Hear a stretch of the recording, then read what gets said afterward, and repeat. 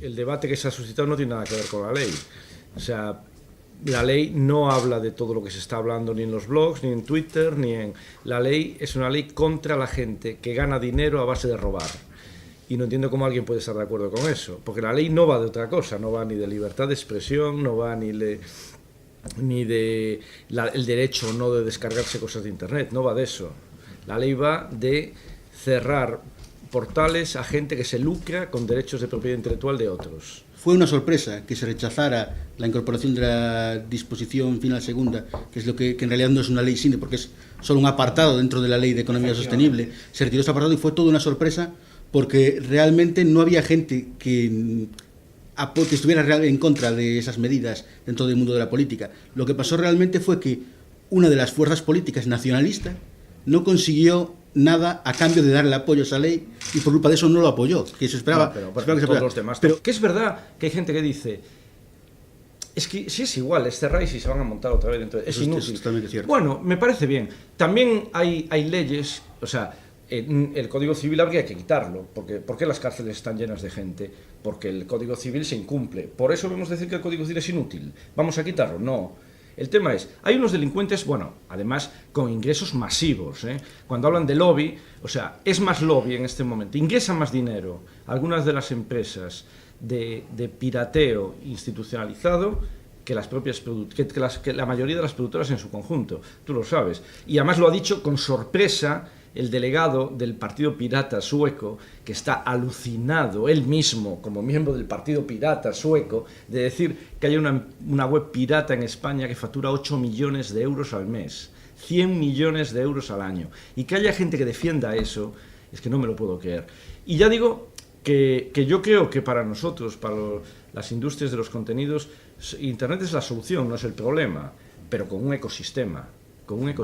España no se piratea mucho más que en otros países. Estamos dentro del rango de, como muchas otras costumbres, los países mediterráneos. Si nos vamos a Italia y a Grecia, tenemos los mismos hábitos, tanto de descarga a través de Internet como de salir de carallada los fines de semana. O sea, es dentro de nuestra cultura, es un arraigo social, de una manera de pensar dentro de nuestra zona del mundo. Si nos vamos a Sudamérica, Centroamérica, África y Asia, exceptuando el caso japonés, todos esos países tienen muchísimo mayor el índice de piratería que pueda ser. No se monta, ¿por qué Hulu o otros portales de series y tal no se establecen en España? Porque dicen, ¿para qué? Bueno, en este momento muchos de ellos están intentando desembarcar en Europa y se están encontrando con una barrera de derechos que tienen que adquirirlos país a país y es un entramado realmente complicadísimo. Eso es verdad. Algo que no pasa en Norteamérica, claro, porque Canadá y Estados Unidos son casi lo mismo. Es verdad que tendría que haber una legislación europea. Eso es indudable.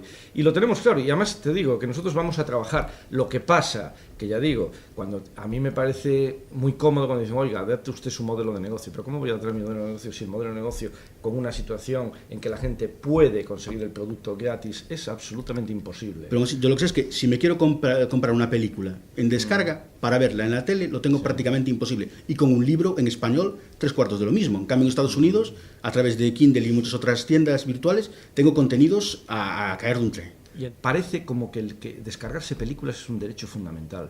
Lo que no entiendo es cómo todas estas organizaciones de internautas tan fantásticas no protestan porque les cobren 5 veces más que en otros países por la DSL.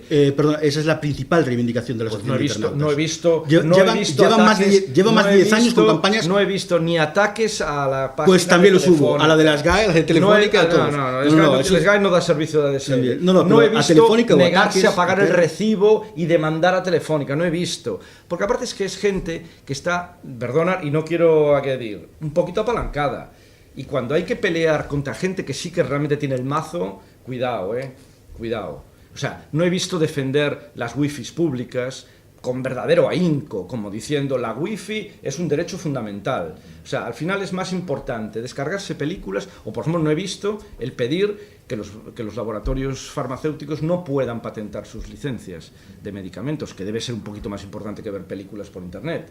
Entonces, realmente me parece desconcertante, ¿no? Y es lo que tú decías, es que el tema aquí de innovar, de crear, de tal, pues parece que estamos en la Edad Media, realmente. O sea... Yo lo que creo es que también legislar además tampoco está sirviendo para nada. Tenemos el caso francés, en el que de repente, desde que el presidente de la República se casó con una cantante, aprobaron una cantidad de leyes restrictivas para la difusión de material a través de Internet.